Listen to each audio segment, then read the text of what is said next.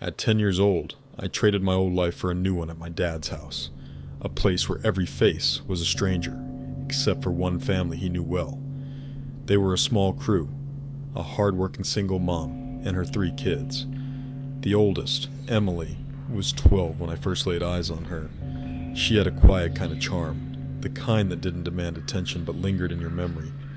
Over the next 2 years we crossed paths often enough, not best friends, but familiar shadows in the same circle, tied together by shared laughter and fleeting moments. Then came that December night, sharp and cold, when everything unraveled.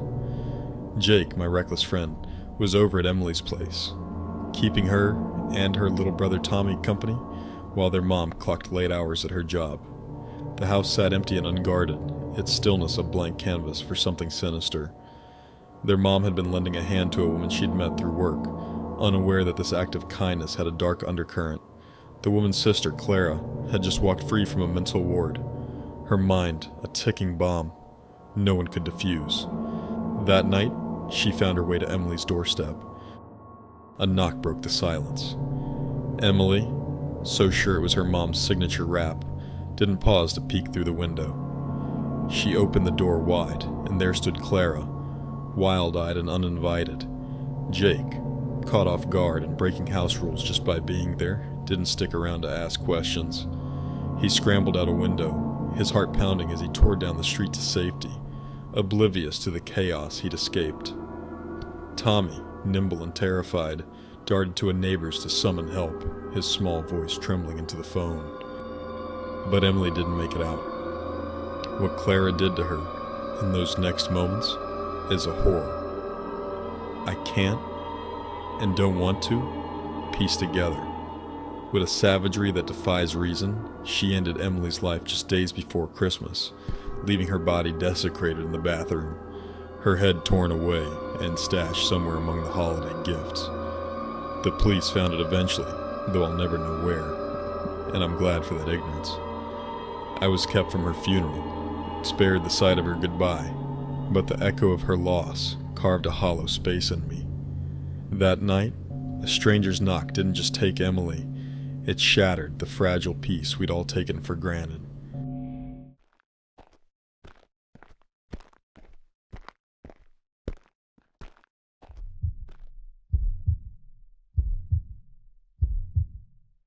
"15 years ago, when my wife and I were still just dating, her grandmother, Margaret, was a force of nature wrapped in a frail, aging frame.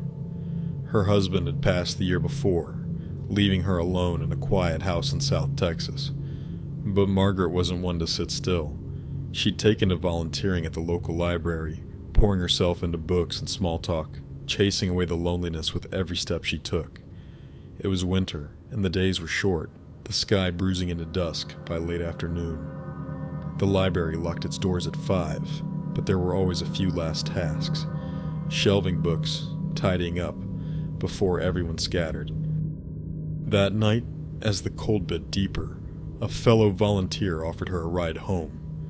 Margaret waved it off with a stubborn smile. "I need the exercise," she said, pulling her coat tight. Her house was a mile away, a familiar trek through a stretch of sparse woods, the kind where the wind whispered through skeletal branches. She set off alone, her footsteps crunching against the frozen earth, the fading light casting long shadows behind her. Halfway home, something shifted. She felt it before she saw it. A presence, heavy and deliberate, trailing her. Glancing back, she spotted him, a man, moving in her direction, his pace quickening. At first, it was just odd. She was old, her steps slow and measured, so being overtaken wasn't strange. But there was something in his stride, a quiet menace that prickled the hairs on her neck. She kept walking, her breath fogging in the air, telling herself she was imagining things. The top of her driveway was in sight now, a faint beacon of safety. She'd left the porch light on, a trick to fool the world into thinking someone was waiting, just a little farther. He drew closer, his shadow swallowing hers. She could hear his breathing now, ragged and too near, a predator's rhythm. Her heart thudded, but she pressed on. 150 yards, then 100, then 50. She was almost there when it happened. A hand, rough and iron strong, clamped onto her shoulder. His voice slithered into her ear, low and lethal. "Don't turn around. Give me your purse, or I'll cut you." Time slowed. Margaret froze for a heartbeat, the threat sinking in. Then, with a surge of defiance, she took one bold step forward, spun on her heel, and faced him. Before he could react, she yanked the .38 revolver from her purse, the one she'd carried ever since her husband's death, and fired. The bullet tore through his neck, a crimson spray painting the dusk. He staggered, eyes wide with shock, and crumpled to the ground. The man survived, barely, spending 5 years in a prison hospital before complications claimed him. Margaret lived on until last year, a quiet legend in our family. But even in her final days, she'd shake her head and mutter, "I pulled that trigger too soon." Not out of regret for his fate, but because she'd wanted to be sure he'd never come back. That night, under a darkening Texas sky, she didn't just walk home, she fought for it.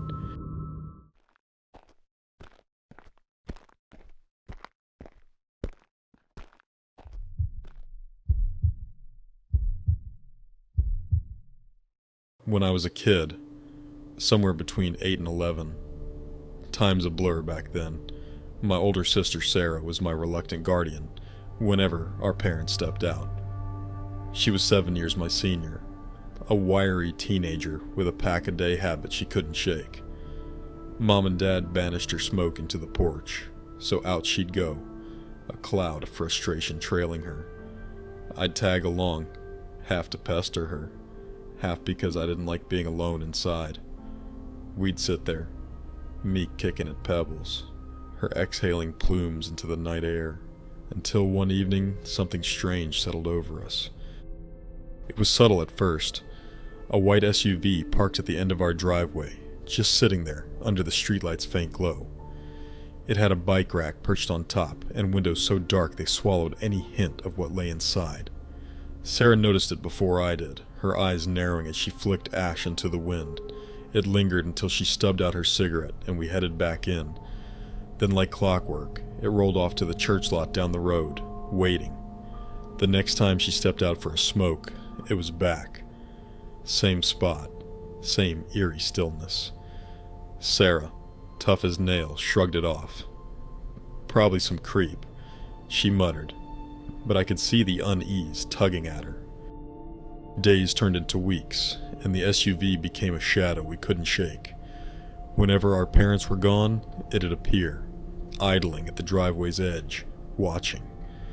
I'd peer through the front window when I stayed inside, and there it was, unmoving, a silent sentinel fixed on Sarah. She finally told our dad, Daniel, a sheriff's deputy with a no-nonsense streak. He called it in, and the cop swung by, but the SUV had vanished into the night, leaving nothing but tire tracks and questions. Months passed quietly. 9, maybe 10, long enough for us to think it was over. Then it returned, bolder this time, a regular haunt whenever Sarah lit up alone. One afternoon, she'd had enough. "Stay by the carport," she ordered me, her voice tight. She marched toward it, halfway down the driveway when she stopped cold. Later, she'd confess it felt like stepping into a grave, like if she took one more step, she'd never come back. Fear pinned her in place, and she retreated, pale and shaken. The breaking point came one night when our car was in the shop, trapping us at home. Daniel and Mom were there, and Sarah stepped out for her usual smoke. I followed, and sure enough, the SUV rolled into view.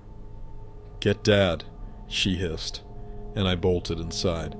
Daniel emerged, his service pistol in hand, striding toward it with purpose, but not menace. The SUV's engine roared to life, tires screeching as it peeled out onto the highway. Daniel clocked the make, the model, the bike rack, but the license plate? Covered in duct tape, a taunting mask. We never saw it again, but the chill of its gaze lingered, an unspoken threat that never fully faded.